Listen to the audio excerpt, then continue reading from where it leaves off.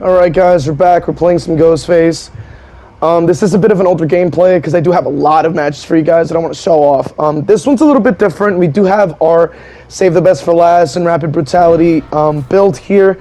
I am not a big fan of it. I'd really tried to make it work. Like I tried to put on the drop leg knife sheath add-on, Ghostface Gone on Tape add-on, trying to just get value out of it, but it doesn't seem like I'm really getting a lot of value here.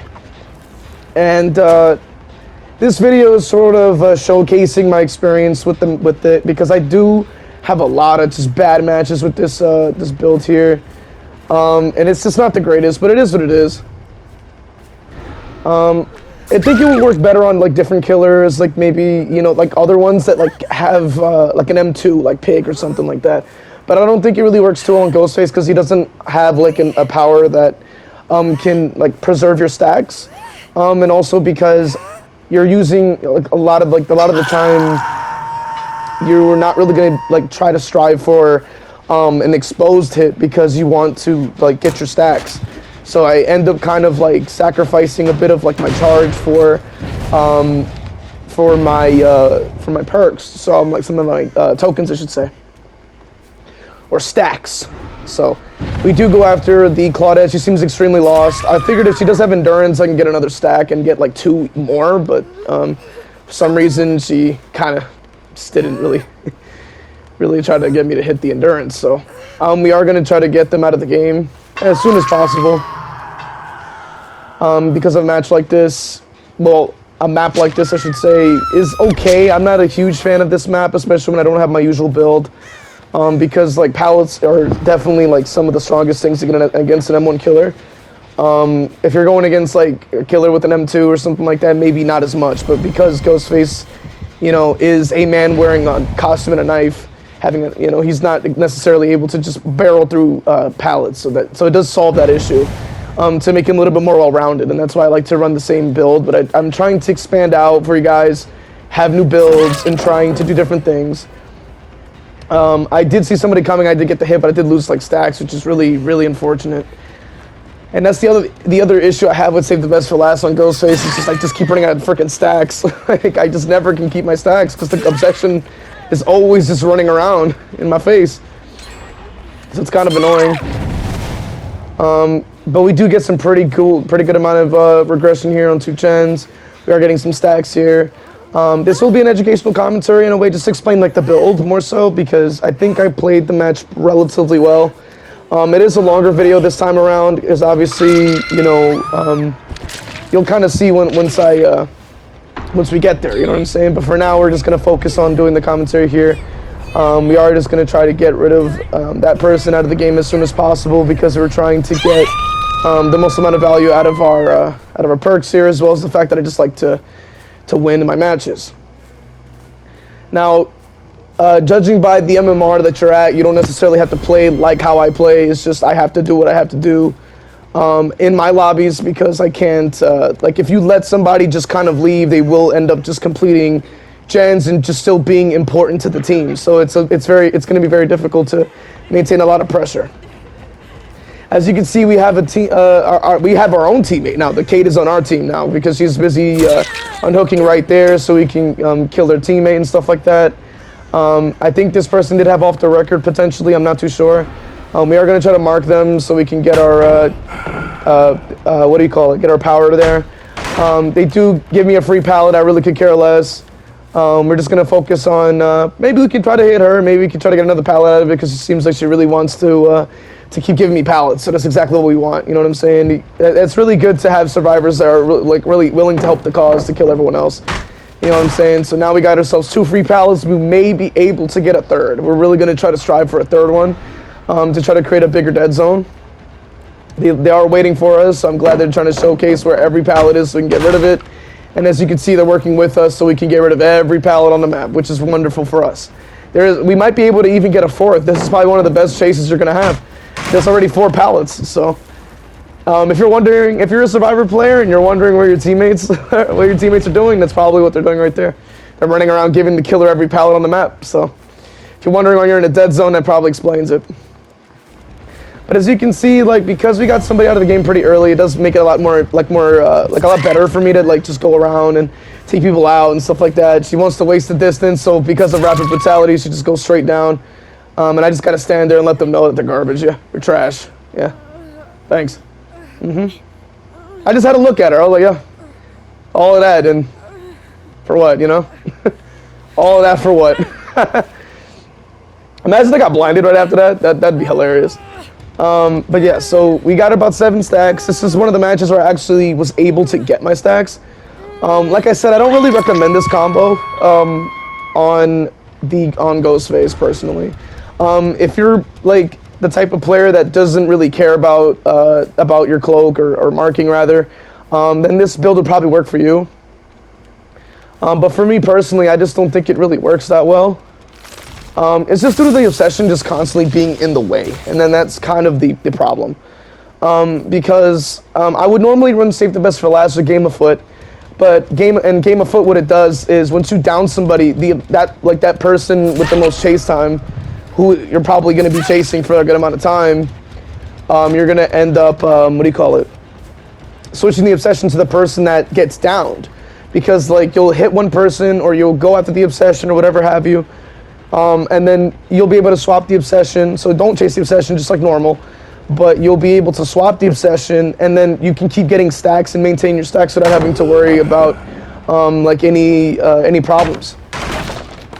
So as you can see, we have a Kate that's pretty much on our team. She's just like kind of showing me where all the pallets are and teabagging to know that we're friends or some shit. So we're just gonna take him out every pallet. Yep, they keep dropping them. We're gonna go around and see if we can get over there, but I'm gonna break it on that side just to make sure they stay relatively close to an area without any pallets. Now, obviously, we don't really have to go for her, because we can keep her alive. She's just gonna keep giving us pallets. We want to focus on other people that are going for other things. We can leave her injured as well, potentially. And this is kind of the issue. I just kind of have to down her because I have no other choice but to do that. And that is a bit of an issue when it comes down to this perk, that you're going to end up having to waste time having to get to the obsession, then you lose stacks that you really didn't need to lose. So it is what it is. It is unfortunate, but there isn't much I can do as a num1 killer in that sense. Now they are trying to sabo, which is fine. We could just get a free hit there. I think we were able to cancel it, which is good. I don't think they had the correct toolbox on, so that's fine. We can go for her now, and we could just keep trading the hooks and stuff like that. But yeah, I would recommend game of foot with save the best for last to make it work, mainly because of the fact that you can keep switching the obsession and keep maintaining your stacks, because you're not going to be chasing the obsession per se, because the person with the most chase time will be the one who is the obsession. So that's just kind of how it works, you know what I mean? So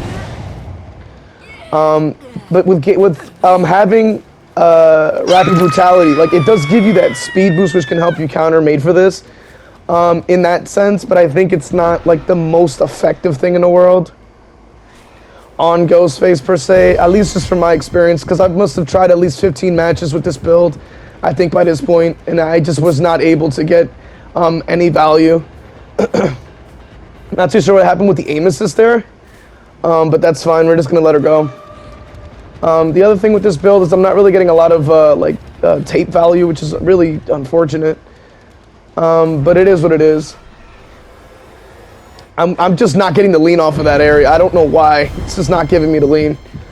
We're gonna get the free hit on her again. We want to wait it out a little bit. So we do get the pull there, which is unfortunate. We don't get an extra stack, but that's okay. We could just kill her and call it a day. And then from here is pretty much where I just started to just kind of farm the survivors. So I'll probably edit all that out, because this is kind of me going back and forth and downing one and then just kind of just racking up my points so I could rep up. And this is a bit of an older video, obviously, like I said. Mainly because of the fact that I am at level like 20 with Ghostface, but I'm at like level 24. So a little bit older, but it's okay. I still think it's a quality video for you guys. And it just kind of covers my thoughts on the rapid brutality, save the best for last combo on Ghostface, because I don't, I've just tried it a lot. It doesn't seem like it's giving me much value, especially because I've been getting more into trying to stalk them more time than not, because you know, I am still playing an M1 killer, so a lot of the time 2 hits may be a lot of time investment, especially when they'll like run into an area that I don't need to be in. Like say there's an area with a gen completed, they'll run in that direction, and then I'll down them, and then I won't get jolt. So I have to, you know, be very mindful of who I'm downing and who I'm one-shotting and stuff like that to get the most value out of jolt and stuff like that. Because as you know, like with my build, I am running 3 perks. Because corrupt is a starting perk, but once it's done, it's done. You don't ever get it back. So I'm spending like the first 2 minutes with 4 perks, and then after that, it's just 3 perks for the rest of the match. So I try to like kind of create the build around that. And then because I always run jolt, I'm always trying to find that like that 2 perk combo that sandwiches together to really bring me the most value. Another thing I'll bring up is the Ghostface guided. It is coming soon. And I've said this many times, but it does take a bit of time to try to like get regular gameplay for you guys, but also try to, you know, figure out what I can add in the video and whatnot, recording. I really want to make it a special like video, maybe like a 2-parter that really covers everything that you guys need to know, so you can really like stop playing hide and go seek with the survivors and actually like play the game. So it actually makes it more fun for you and the survivor, I would personally say, because at least if you're in chase with survivors, I don't know how I got stuck on that tree there. If you're in chase with the survivors, it's a lot more fun for you and the survivor, I would think personally, because every time I've gone against a Ghostface, they don't want to chase anyone. They just love to just hide, stay in the back of the map, hiding all day long. I just don't think it's interesting. I understand it's a stealth killer, but you know, it doesn't necessarily mean that you have to play like it's a stealth game. You know what I mean? Like I just don't think it's very interesting. If you want to play a stealth game, you can definitely play Dishonored, Hitman, other games that really benefit you for doing that. But this isn't a game that I'm trying to hide and be scared. I mean, you're the killer. Like you're there to kill. I don't think you should be afraid of them. But that's why I use my stealth ability as a tool in chase, like especially in chase, because a lot of the time the survivors will see the red light before they see you, so they'll make a play. But if they don't see the red light, they might stand there just a little bit longer, which gets you that distance that you may need to give you that hit. Because hesitation is definitely like going to be that one thing that will mess them up completely. You know what I'm saying? You have to think on your feet, and that's exactly what they need to do as well.